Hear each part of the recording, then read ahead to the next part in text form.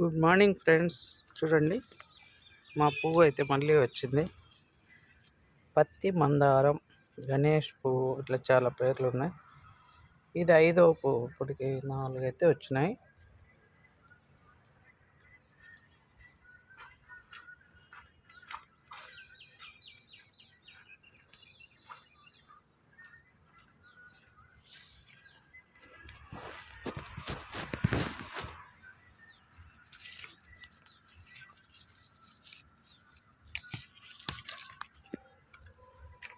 ఇంకా చాలా చాలా మొగ్గలు ఉన్నాయి ఫ్రెండ్స్. చూడండి,